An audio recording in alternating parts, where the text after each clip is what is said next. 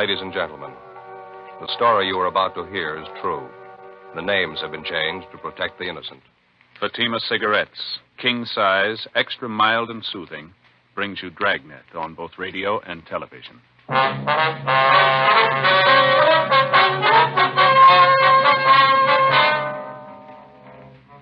You're a detective sergeant. You're assigned to Homicide Division. You get a call that the body of a dead man has been found in a vacant lot. The man has been beaten to death. Your job, investigate.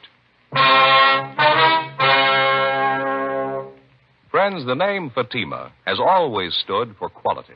Fatimas are distinctive, with a truly different flavor and aroma. And in king-size Fatima, you get an extra mild and soothing smoke, plus the added protection of Fatima quality. Remember, in Fatima, the difference is quality. Because of its quality, its extra mildness, its better flavor and aroma, Fatima continues to grow in favor among king-size cigarette smokers everywhere.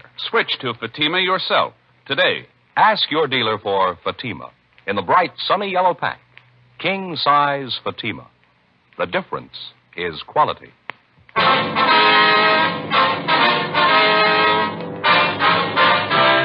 Dragnet, the documented drama of an actual crime.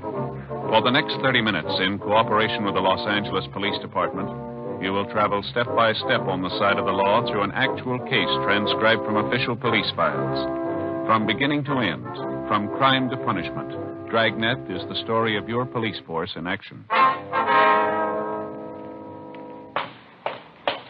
It was Wednesday, February 6th. It was cold in Los Angeles. We were working the day watch out of Homicide Division. My partner's Frank Smith. The boss is Captain Warman.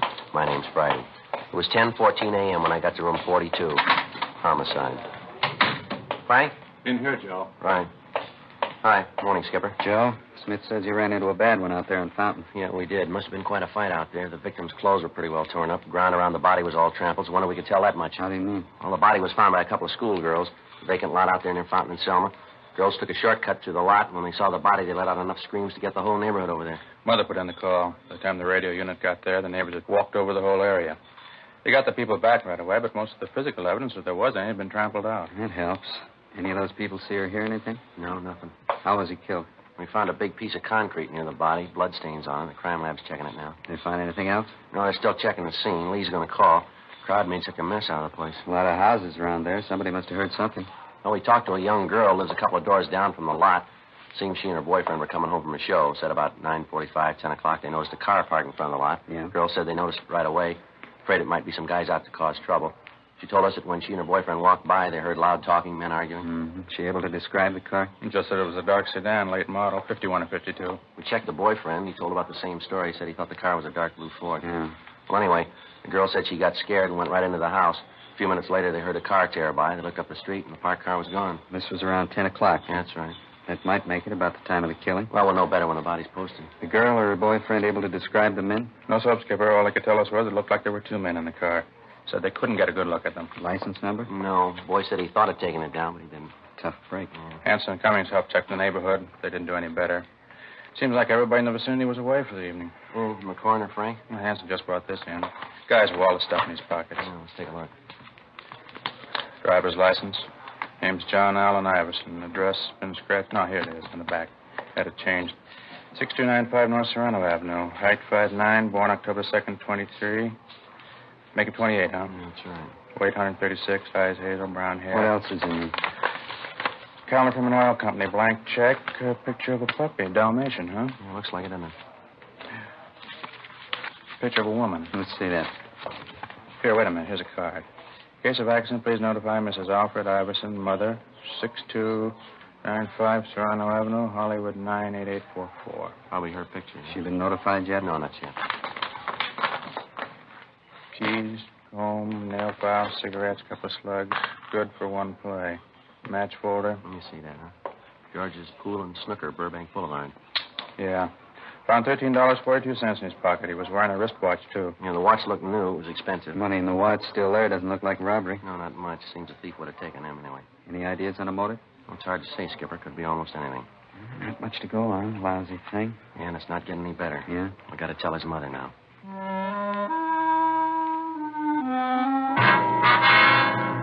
10:50 a.m. We called Lee Jones to see if he'd been able to come up with any new information.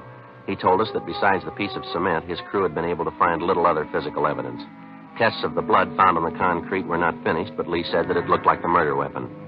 Although the ground around the body was fairly soft, the people in the neighborhood effectively obliterated any footprints that the killer might have left.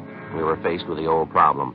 The average citizen, in an attempt to be helpful, had unknowingly destroyed what physical evidence we might have found. We went by R&I and checked the name John Allen Iverson without result.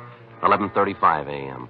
Frank and I signed out and drove to the address listed on Iverson's driver's license, 6295 North Serrano Avenue. It was a small frame cottage set well back on the lot. The yard was well kept, and as we climbed the front stairs, we could hear a dog barking in the rear of the house. We rang the bell, and a lady in her middle 60s answered the door.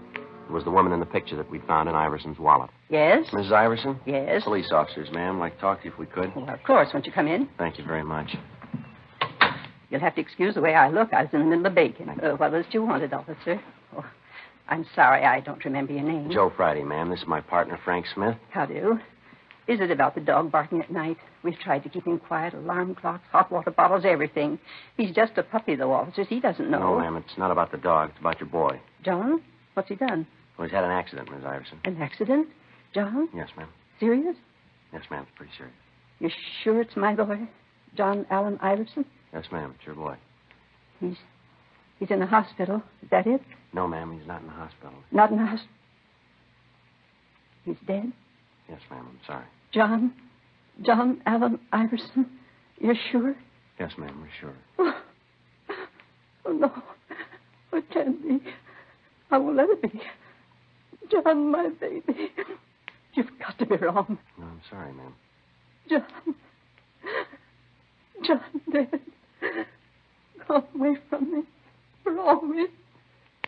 Why does it have to be John? Why? It's always the same question, isn't it? Yeah. How do you answer it?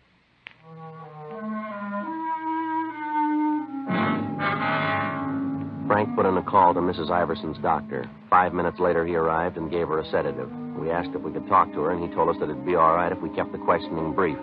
He explained that Mr. Iverson, John's father, had died 2 years before, and that his passing had hit Mrs. Iverson pretty hard. He said that it'd be a few minutes before the sedative took full effect and that we might talk to the woman until then. Frank and I walked into the bedroom. I hope you'll forgive me for crying. Yes, ma'am, we understand, Miss Iverson. There are a few questions we'd like to ask you. How did it happen? Auto accident? No, ma'am, he was murdered. Murdered? Why? Who did it? Have you caught him yet? No, not yet, ma'am. That's why we need your help. Anything I can do? Anything at all? John murdered. Doesn't seem possible. So hard to believe. Yes, ma'am. Was there anyone you might know of who didn't like your son? Someone who might have hated him enough to do this? No one. No one at all. John had a lot of friends. Wasn't anybody who didn't like him. Bright and cheery, always smiling. I'm sorry. Please, I want to help. Get this over with. Go ahead with the questions. Perfectly all right, ma'am. You like my handkerchief? Oh, thank you. Now, what was it you were asking? Could you tell us where your son worked? Airplane factory out in the valley. He was an inspector. Just got a promotion and a raise. He was so proud. First rung of the ladder, he said, on his way up. Mm-hmm. What factory do you work at, ma'am? Webster's. They make parts. John worked the morning shift, midnight to 7 in the morning. Said there was a better chance for advancement on the morning shift. How about girls, ma'am? Anyone special your son saw quite a bit of? Oh, just Alice Johnson. Saw her quite a bit. He was going to see her last night. Had a date for 6:30. When did he leave the house, do you recall? Oh, 6:15 or so. Alice just lives a few doors down the street. John was going to take her to a championship match over in Burbank. Ma'am? Billiards. Oh. John loved to play billiards. Alice liked it, too. John always said that when he got married, he's going to have a table right in the house. Do you happen to remember where in Burbank this billiard match was going to be held? I'm not sure, but I think John said at George's place, right on Burbank Boulevard. Do you know if your son had a large amount of money with him when he left? Well, he had his week's pay with him. He just cashed his check this afternoon, and then he gave me the $30 for the house. He had the rest of it. About how much would that be? Oh, maybe $45. How about jewelry, ma'am? You carry any rings, anything like that? No, John didn't believe in wearing a ring. Said he'd do that when he got married. There was his watch. He had that. Wristwatch, ma'am? Yes, he always carried. He kept perfect time. Did your son have a car, Miss Iverson? Yes, a Ford, 1951 Ford. What color, do you know? Dark blue. Pretty car. He was so proud of it. I wonder if you'd have the license number of the car, ma'am. Yes, I think you'll find it with the phone book in the bureau. He kept all his papers there. Wonder if it'd be all right if we got it, ma'am. Yes, all right. Thank you. This it, ma'am? Yes, that's it. I still can't believe it. Yes, ma'am. It's going to be a hard thing to get used to, isn't it? Ma'am? Life without a son.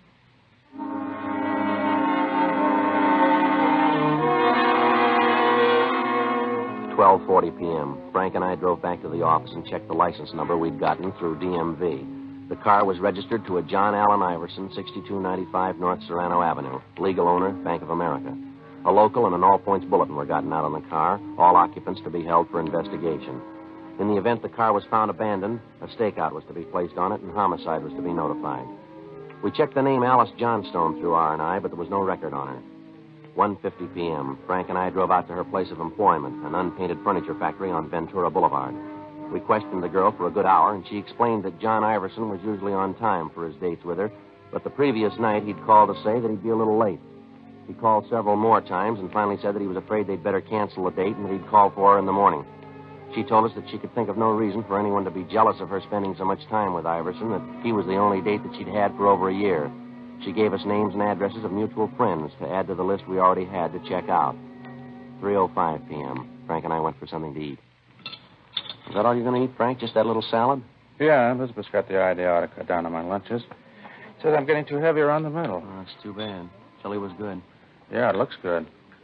Pretty spicy, was it? No, just right. A lot of beef. Uh-huh. Joe, Yeah? you think I'm getting too fat? No, you don't look it to me. When a man gets in his 30s, he's supposed to look a little portly, isn't he? Oh, I don't know, Frank. You couldn't prove by me. Well, I always heard so. My father was pretty heavy. That has a lot to do with it. That's so? Well, sure, you know. It's heredity, that stuff. A lot of beef, huh? Yeah, now, look, Frank, why don't you have a bowl of the chili? It doesn't look like it's got too many calories in it. No, it doesn't, does it? Miss? Oh, miss, could I have a bowl of that chili? Some of that coconut cream pie, too.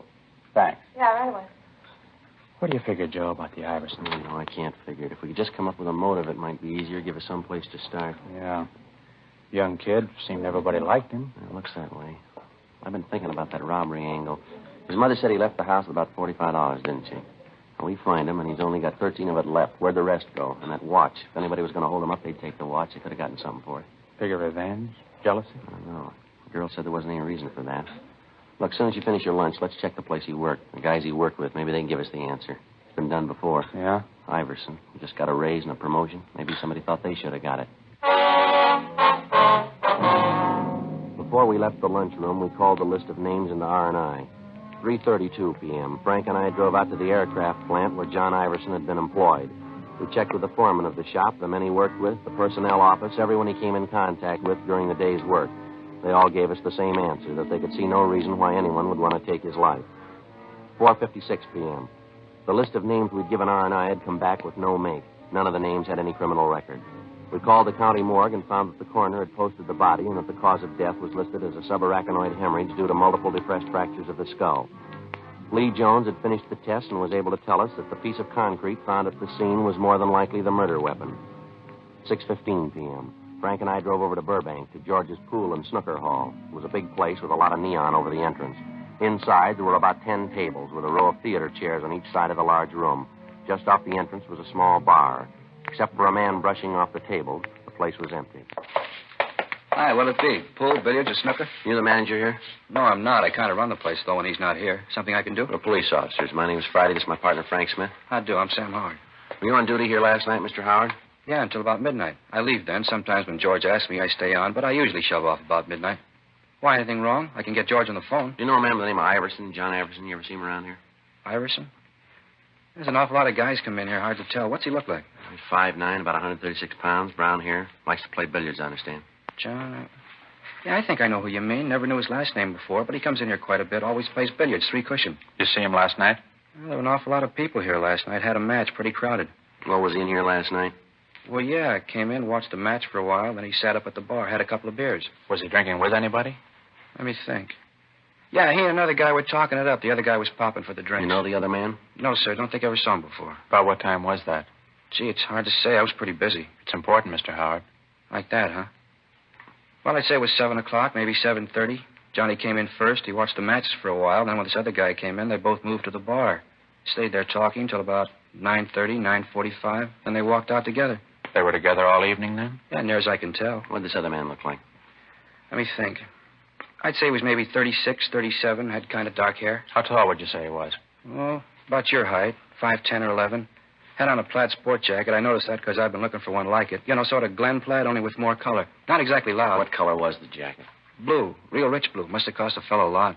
During the conversation, did Iverson and this other man seem to get along all right? Oh, yeah. Even when the fellow lost the bet. What bet? Yeah, they had a bet on a match. The other guy lost, and he had to pay Johnny $10. Didn't have the cash, had to cash a check. You cash it here? Yeah, it was a payroll check. George doesn't like it when we cash personal checks. If they bounce, we have to stand the loss. You think we could locate that check, Mr. Howard? Do you happen to remember the company name on it? No, not right off. I can get it for you. Sir? Well, George wasn't feeling too well today, so he didn't get to the bank. Check's still in the safe. The check was issued from the Kimberly Insurance Company and made out to Martin G. Weber. The endorsement was made by Weber with a notation of his address under the signature. We called the office and had the name run through R&I. There was no record on him. According to the information we'd gotten from Sam Howard, the last time the victim was seen alive at 9:45 p.m., he was in the company of Martin Weber. Frank and I got in the car and drove out to the Kimberly Insurance Company. It was a large building on San Fernando Road. The employees were leaving the building when Frank and I got to the office of the general manager. We asked him about Weber, and he told us that he'd been with the firm for the past 10 years, starting as a runner on the floor and rising to the position of office manager. He told us further that in his entire 10 years of service, Weber had never been late or missed a day's work. However, on that particular morning, he hadn't shown up at all. We called our office and arranged for a stakeout on the building of the insurance company. Frank and I drove out to Weber's home, a modern apartment house in the North Hollywood area. We rang the bell, but there was no answer. We checked with the landlord, and he told us that he hadn't seen Weber the night before. In the company of the manager, we checked Weber's apartment. He was not there, and from what we could see, the bed had not been slept in. In further checking, the manager was able to give us the name and address of Weber's sister, a Mrs. Madge Wilson. We arranged for a stakeout on the apartment, 9:20 p.m. Frank and I drove over to check with his sister. Yes? Ms. Wilson? That's right. Police officers, Ms. Wilson. I'd like to talk to you. My name's Friday. This is my partner, Frank Smith. Come in. But I thought all this had been cleared up. Ma'am? Well, you hear about my brother Martin, aren't you? Well, yes, ma'am. I don't think I understand. Neither do I. It seems to me that you'd spend your time trying to find out why the man did it instead of bothering us. My husband won't like this at all. We're taxpayers. We've got rights. Just a minute, ma'am. I think maybe there's a misunderstanding Nothing here. of the sort. You're here to talk about Martin, aren't you? Yes, ma'am. No misunderstanding at all. He had an accident. It's up to you to take care of the man who did it. Put him in jail for a long time. I'm sorry, Mrs. Wilson. I'm not sure we know what you're talking about. Well, this is the limit. My poor husband spends practically the whole night filling out forms, and you didn't even take time to read them. I'm talking about Martin's accident. The man who ran him down last night, put him in the hospital, broke his leg. That's what I'm talking about. Now, I've got 2 kids upstairs with bad colds, and I haven't got time to stand around and talk to you. If there's anything else you want to know, you can talk to my husband. He'll tell you. You say your brother was run down by a car last night, ma'am? Yes, last night. And he's in the hospital now? Yes. Now, look, we're only trying to conduct an investigation, ma'am. Could you tell us what time this accident happened and where? All right. It's on the report, if you'd only read it. Yes, ma'am. Martin was on his way home last night. He stepped off the curb out on Burbank Boulevard, and this car came right around the corner and hit him. Broke his leg. Sent him to the hospital. He's been there ever since. He's there now. What time did this happen, ma'am? Do you know? Sure I know. It was 9:45.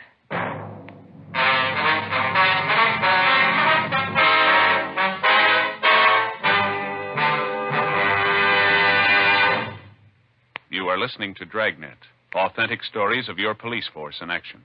Friends, the name Fatima has always stood for quality. Fatimas are distinctive, with a truly different flavor and aroma.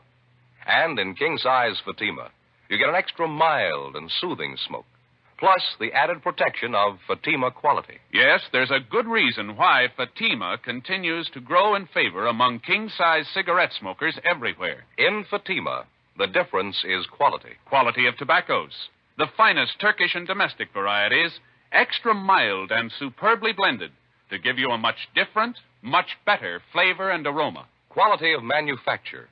Smooth, round, perfect cigarettes. Rolled in the finest paper money can buy. Quality even to the appearance of the bright, sunny yellow pack. Carefully wrapped and sealed to bring you Fatima's rich, fresh, extra mild flavor. So next time, insist on Fatima quality. Look for the bright, sunny yellow pack. Smoke Fatima, the extra mild and soothing king-size cigarette, with the added protection of Fatima quality.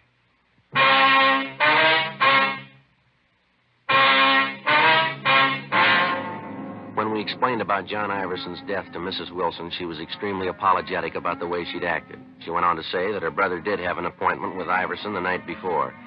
We put in a call to Sergeant Erbson of the Accident Record Bureau downtown, and he told us that there was a traffic accident report which listed the time of the accident at 9:46, corroborating the story given us by Mrs. Wilson. Weber had been given emergency treatment at Georgia Street and then transferred to General Hospital. From what Sam Howard had told us, we knew that Iverson had been alive at approximately 9:45 p.m. The deputy coroners fixed the time of death at approximately 10 or 10:30 p.m. The fact that Martin Weber had been run down by a car at 9:46 p.m. seemed to absolve him of any part in the crime. The stakeouts at his place of business and at his home were removed. Frank and I drove over to General Hospital to interview Martin Weber. His leg was in traction, but he seemed to be in good spirits. I was on my way home. Just stepped off the curb to catch a bus. Next thing I know, I looked up right into a pair of headlights. Almost scared me to death. And whammo, I was on the street, my leg broken. Oh, well, I'm covered. The whole thing won't cost me a cent. Yes, sir. We were talking to Sam Howard over at George's billiard hall. He said you were there with John Iverson last night. That right? Yeah, that's right. Had a talk with old John. Had a big business deal, trying to sell him some insurance. Oh, I didn't know you were a salesman, Mr. Weber. Well, I'm not really. Office manager. I don't like the job. Figured if I could bring in a good sale, the boss might let me have a crack at selling. Well, did Iverson give you any indication that he wanted any insurance? Well, not right off. He's always been worried about his mother, though. You know, if anything should happen to him. Yeah. Anyway, a couple of days ago, one of the pressmen out at the plant where John works was killed. Accident. I thought this might be a good chance to try to sell John some coverage. You know, life. Leave his mother a little something. Yes, sir. Well, old John wasn't an easy one, let me tell you. Told me he wasn't completely sold on insurance yet, and then he said he'd leave it up to the billiard match. Sir? If the championship changed hands, then John would buy some insurance. If it didn't, I had to pay him $10. Nice. I lost. Had to cash my paycheck to do it, too. Well, those are the breaks, though, aren't they? Lose a sale and then get hit by a car. Say, what's this all about, anyway? Why all the questions about old John? Well, he was killed last night, Mr. Weber. Killed? What do you mean? He was murdered. Well, how'd it happen? That's what we're trying to find out, sir. While you were at the bar with Iverson, did you see him talk to anybody, anyone besides you? No, he made a couple of phone calls, said they were to his girlfriend, but that's about all. Wait a minute. Yeah? When we got outside the bar, there were a couple of guys that came up and talked to him. Had these men been in the bar? Yeah, come to think of it, they were sitting right next to us. When I had to cash that check, I didn't have a pen to endorse it, and one of the guys gave me his to use. You ever seen him before? No, I don't think I ever did. Can you describe the men, Mr. Weber, what they looked like? I didn't pay much attention to him. One of the fellows was a big guy, maybe 6 feet or more, a couple of 100 pounds anyway. How old would you say? Oh, maybe 37, around there. I'd know him if I saw him again. Well, how's that, sir? The scar, had a scar right across here on his forehead. Made him look like he was frowning all the time. How about the other man? I'm afraid I can't be of much help there. He was short, 5'5" or 6", heavy, 180 more or less. I think he was wearing a flannel suit. I can't be sure about that. You saw these men out on the sidewalk with Iverson right after you left the bar, is that right? Yeah. After I told John goodnight, I walked over to the corner. I saw these two fellows come up to John, and from what I could hear, they were asking for a lift someplace. He gave him a ride, did he? I don't know. I saw my bus come and made a run for it. Was there anything else you can tell us about these men that might help? Anything at all? Any little thing you might remember? Gee, not that I can remember. I didn't really pay a lot of attention to them. Just a couple of guys sitting next to us. One of them lent me his pen. Well, how about the pen? Were there any initials on it? No. It was the tall guy, the one with the scar. He loaned it to me. It was one of those plastic things, you know, with a figure that disappears when you turn it upside down? I know the kind you mean. I noticed it because I thought it was kind of cute. Anyway, it was put out by a Venetian blind company. It had the name right on it. Can you remember the name? Let me see. Rogers. Rogers Blind Company. All right, fine. Here's our card. If you remember anything else, we'd appreciate a call. Sure thing. Say, you fellows going out to Rogers? Yes, sir. I kind of hate to ask. Yes, sir. You pick up one of those pens for me?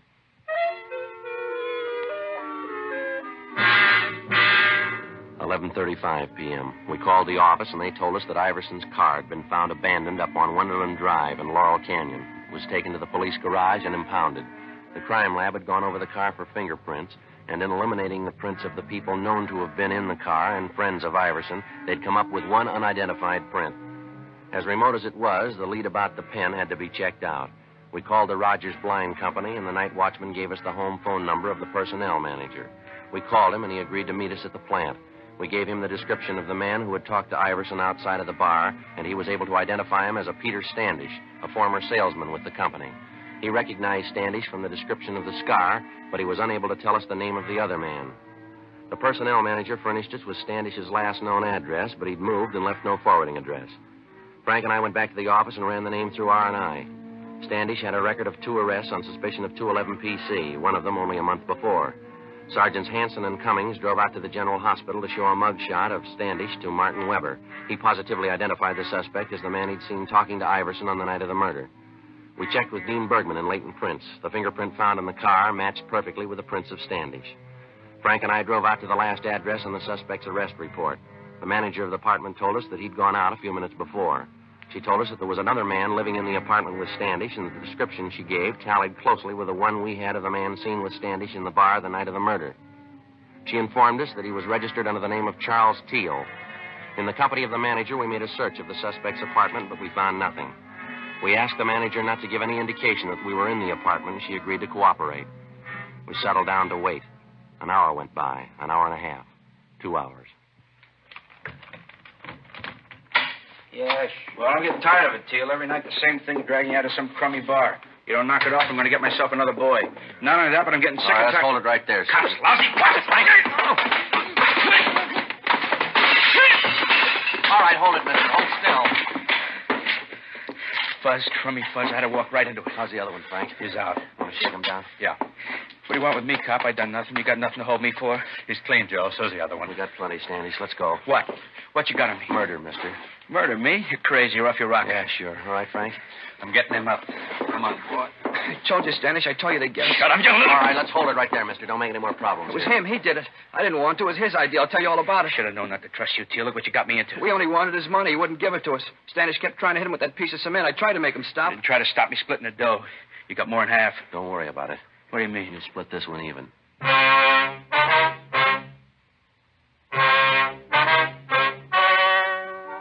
The story you have just heard was true. The names were changed to protect the innocent.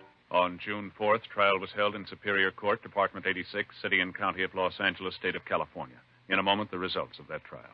And now, here is our star, Jack Webb. Thank you, George Fenneman. Friends, as we told you earlier, the name Fatima has always stood for quality. That same Fatima quality is the reason why king-size Fatima continues to grow in popularity among smokers everywhere. Try them and see if you don't agree with me. That Fatima gives you an extra mild and soothing smoke, plus the added protection of Fatima quality. Next time you buy cigarettes, look for the bright sunny yellow pack and ask for king-size Fatima.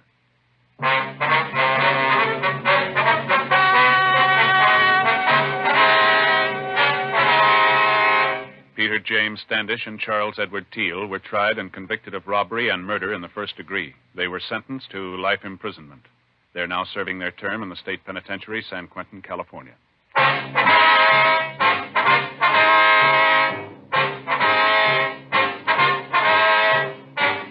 You have just heard Dragnet, a series of authentic cases from official files. Technical advice comes from the Office of Chief of Police W.H. Parker, Los Angeles Police Department. Technical advisors Captain Jack Donahoe, Sergeant Marty Wynn, Sergeant Vance Brasher. Heard tonight were Ken Patterson, Gwen Delano, Jack Crucian. Script by John Robinson. Music by Walter Schumann. Hal Gibney speaking. King Size Fatima has brought you Dragnet, transcribed from Los Angeles.